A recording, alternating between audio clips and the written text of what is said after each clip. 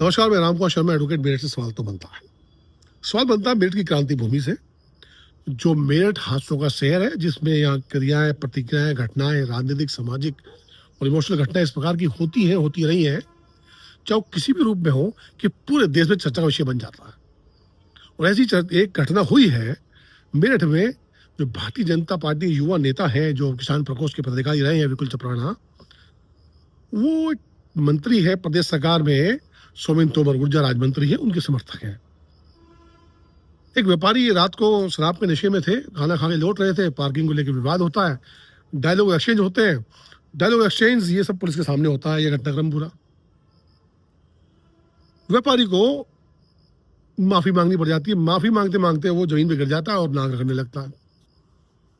और ये सब घटनाक्रम पुलिस के सामने होता है, पुलिस को हो जाने देती है। यहां से सवाल बनता है। सोशल मीडिया पर ये न्यूज बड़ी तेजी से वायरल होती है, पॉलिटिकल पार्टी संज्ञान लेती है। कई पार्टियों संज्ञान लिया तो उसका फिर बद पिटी भारतीय जनता पार्टी की।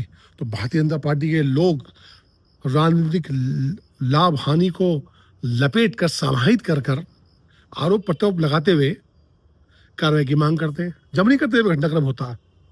चूंकि ऊपर से आदेश हुआ भी करो तो करना पड़ा, उनको मजबूरी है। ये और बात है कि आजकल जितने भी अपराध होते हैं उसमें अपराधियों का धर्म देखा जाता है, जाति देखी जाती है, पहचान देखी जाती है, राजनीतिक पार्टी देखी जाती है। उसके अनुसार क्रिया प्रतिक्रियाएं होती है।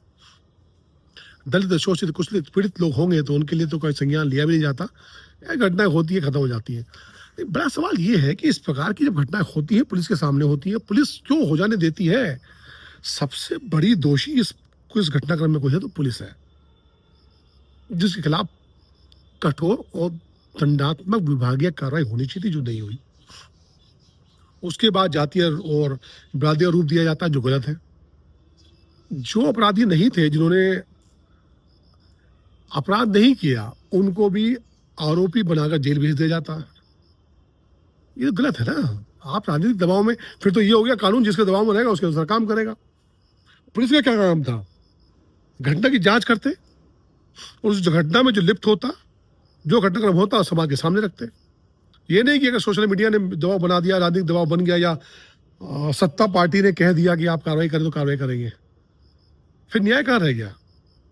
एक अन्याय पहले हुआ जो पुलिस ने करवाया, एक अन्याय फिर पुलिस कर रही है जो पुलिस दबाव में कर रही है। गलत है ना ये सवाल बनेगा ना बनेगा। आप पूरी जाति को टारगेट कर रहे हैं, आप गुर्जर समाज को टारगेट करने लगे। वैश्य बिरादरी ने अपनी आन शान बना लिया। क्यों भाई? अपराध है, अपराधी है, बात खत्म हो गई। उसके लिए आप कास्टिज्म को या धर्म को या पार्टी को कैसे आप इन्वॉल्व कर सकते हैं? वर्तमान कालखंड में जरूरी है, ऐसा होता है, ऐसा हो रहा है। ये आज विपुल चपराना के ने किया या वैश्य बिरादरी के साथ हुआ। इसके स्वरूप और प्रतीक रूप सब बदलते रहते हैं, कैरेक्टर चेंज हो जाते हैं, लेकिन घटना होती रहती है। लेकिन कानून अपना काम क्यों नहीं करता? सबसे बड़ा प्रश्न ये है कि कानून दबाव में काम करेगा, पुलिस दबाव में काम करेगी, न्यायपालिका दबाव में काम करेगी, तो न्याय कहाँ रहेगा? और दूसरी बड़ी घटना है भ्रष्टाचार की। मेरठ विकास प्राधिकरण के में व्याप्त भ्रष्टाचार, आवास विकास में व्याप्त भ्रष्टाचार के कारण अवैध निर्माण हो रहे हैं। आवासीय परिक्षेत्र में आवास व्यवसायिक गतिविधियां हो रही हैं और हो जाने दी जाती हैं। बड़े बड़े कॉम्प्लेक्स बन जाते हैं, पार्किंग होती नहीं है। और जब कॉम्प्लेक्स बनते हैं, अवैध निर्माण होते हैं, जो ये अधिकारी पैसा खा के बैठ जाते हैं। तो अपराध तो जो अवैध निर्माण कर रहा है वो भी अपराधी, जो अवैध निर्माण करा रहा है वो भी अपराधी।